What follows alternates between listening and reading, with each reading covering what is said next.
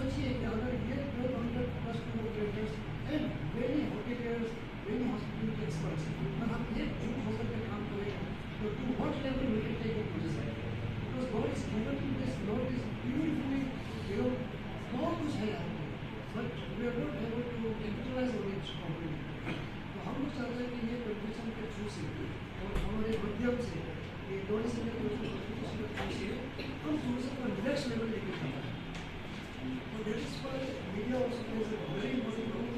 हम चाहते हैं कि आप लोग भी हमारे साथ हो और इस मैसेज को थोड़ा वायरल दूर दूर तक इस मैसेज को पहुँचाना है कि टूरिज्म में अभी एक न्यू फेज आने जा रहा है और एक जागृति होने जा रहा है, because we really can do wonders in the field of tourism.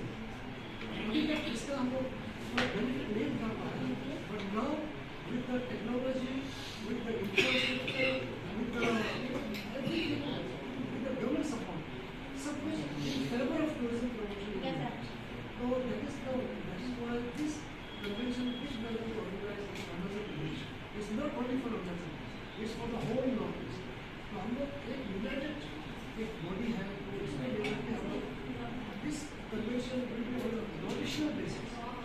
ये जो है this year we are going to handle in Arunachal, and next year it will be Sikkim, it will be Nagaland, the executive committee will decide. तो इसका national national north east को हम लोग tourism next level तक लेके जाएंगे। এই press কনফাৰেন্সত আমাৰ সভাপতি আছে, মই চিনাকি কৰিছোঁ ই.বি. ব্লাছ, এখেত হ'ল মেঘালয় টুৰিজিমৰ, he is also' the founder president. We have with us Mr. Wange.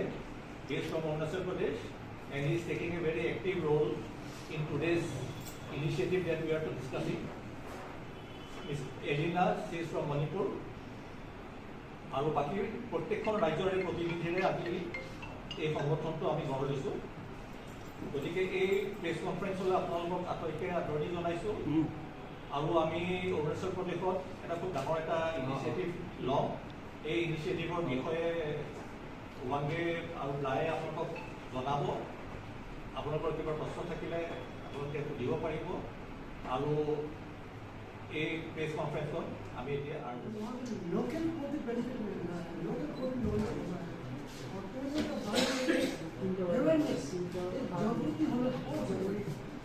क्योंकि देखिए अभी कश्मीर हो, हिमाचल हो, चाहे आपका ये लद्दाख हो, वहाँ का टूरिज्म थोड़ा ओवर हो गया, ओवर टूरिज्म वहाँ पे थोड़ा एनवायरमेंट को लेकर के प्रॉब्लम हो गया। But in north east we don't want that problem. We really want that our knowledge should be beautiful, should have the results from all over the world, and everybody should benefit from it. এই press কনফাৰেন্সত আমাৰ সভাপতি আছে, মই চিনাকি কৰিছোঁ EB. Bless,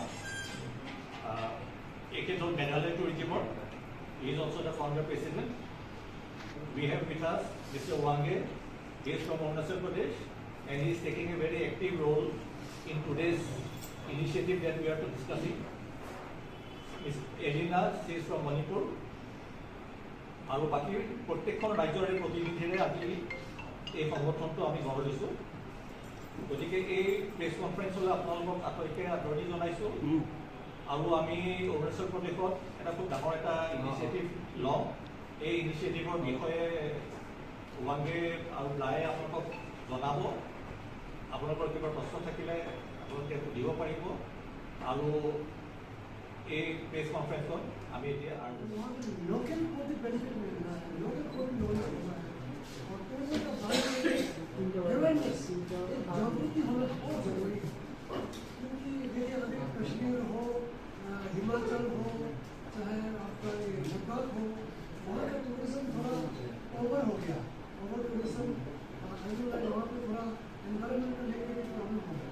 but in north east we don't want that problem. We really want that our knowledge should be beautiful, should have the results from all over the world, and everybody should benefit from it.